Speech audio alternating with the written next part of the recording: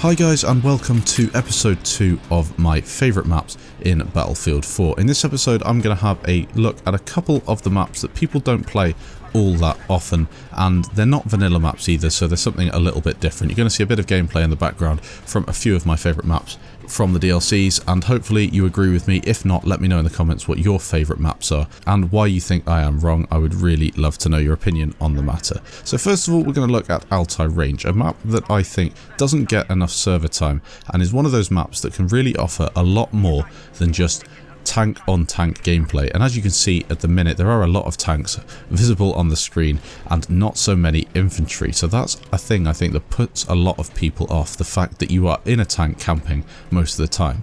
However, I have noticed that this map, if played correctly, can be a lot of fun. I've posted a couple of streaks before, once I think in the LAV and once in the attack helicopter, and it is more than possible to go on a nice streak on this map in a vehicle. And as for infantry, I have played a little bit, especially on that centre flag. Again, that can be a lot of fun, especially if you're in a squad or you've got a transport helicopter dropping you off on the top of the little tower so you can cap the flag from there. Not exactly my favourite map on the game, but it's definitely one that I look forward to playing to when I see it coming up on the map rotation. A map that I definitely would have in my favourites list if there was a 24/7 ALTAI Range server, and something that I really enjoy playing, especially in the LAV. Next up, I'd like to look at a couple of the final stand maps.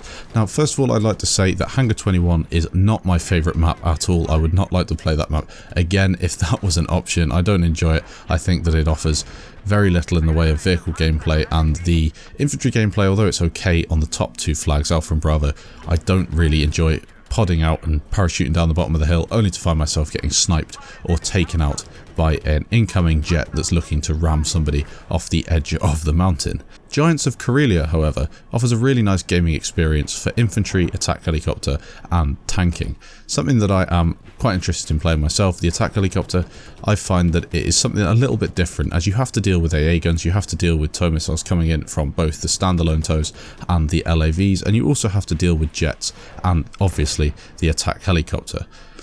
With the fact that an attack helicopter spawns in the middle of this map as well, and you have transports to deal with, the biggest problem you're going to come up with as a gunner, apart from getting locked, is the ammo. As you can see on screen now, you often come up against huge amounts of infantry, and finding the ammo in your magazine to take them out is a big problem.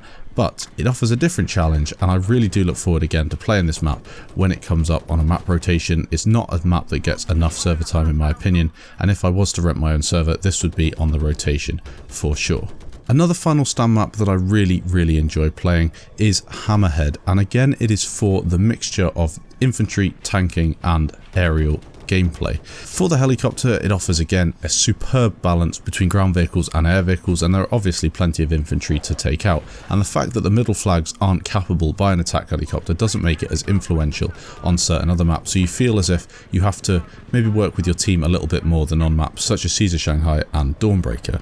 It is a map, however, that offers a couple of problems with the way that it's laid out. I've noticed there's quite a few invisible walls on this map, and there are often times where I get locked around things and missiles fly through parts of the mountain, so it's not exactly the best for flying the attack helicopter, but it is a fun one.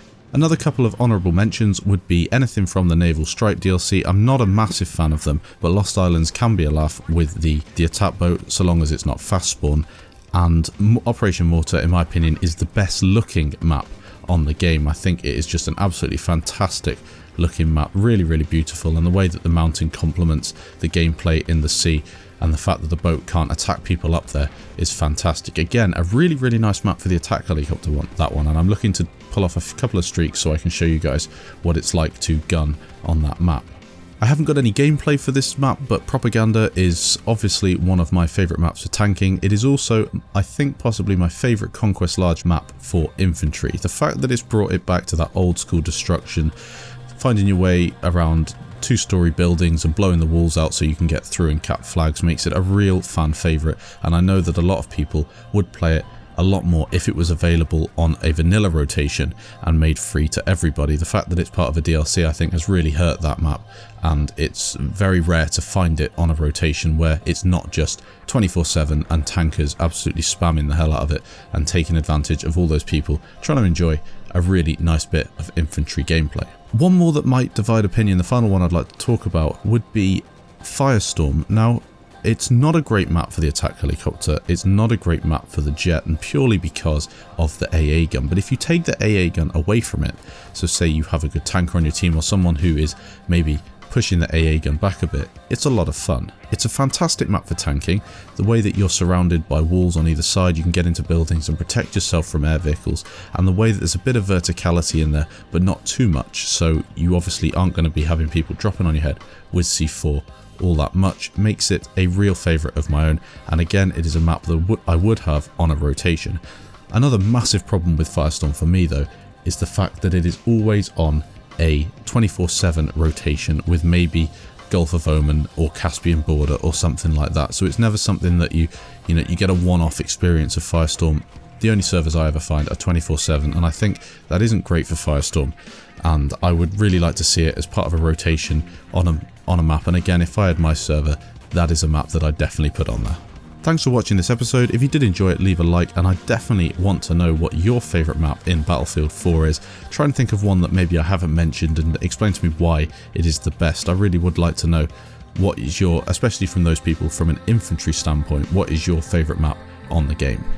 Thanks again for watching guys, and I'll catch you in the next video.